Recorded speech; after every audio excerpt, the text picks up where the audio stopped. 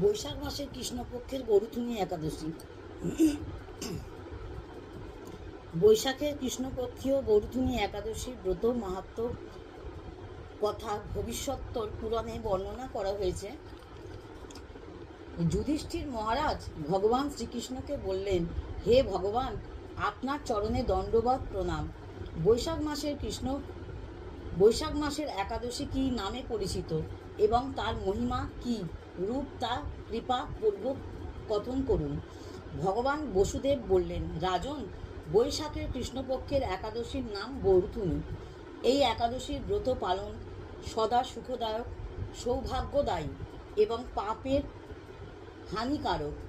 দুই লোকেই সমস্ত প্রকার ভোগ ও অন্তে মোক্ষ প্রদানকারী এই ব্রত সর্বপালনীয়। এই ব্রত পালনে মান্ধাত্তা, ধুন্ধুমার আদি অনেক রাজা স্বর্গলোক প্রাপ্তি হয়েছেন। কেউ যদি 10,000 বৎসর তপস্যা করে তার সমান ফল একবার শ্রদ্ধাপূর্বক বরুথুনি একাদশী করে পাওয়া যায়। মহারাজ, ঘোড়া থেকে হাতি দান শ্রেষ্ঠ, আবার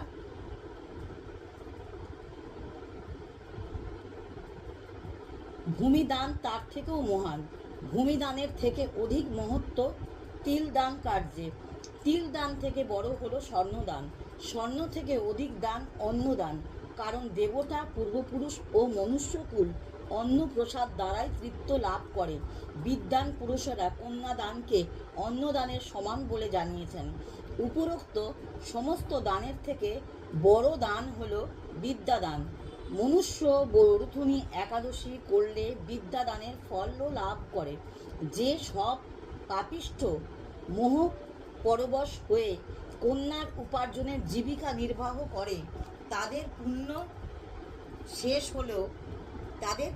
শেষ হলেও পর যন্ত্রণাময় নরকে যায়। যে আপন শক্তি অনুসারে ও অভিশনে সজ্জিত করে নিজ কন্যাকে পবিত্রভাবে দান করে, তার পুণ্যের গণনা চিত্রগুপ্তও করতে পারে না। এই একাদশী ব্রত করে মানবকুল এমতো পুণ্যের অধিকারী হয়। দশমী তিথিতে 10 প্রকার ত্যাগ প্রয়োজন, যেমন কাঁসার পাত্রে ভোজন, মাংস, মুসুর, ছোলা, কোদা, শাক, মধু, অন্ন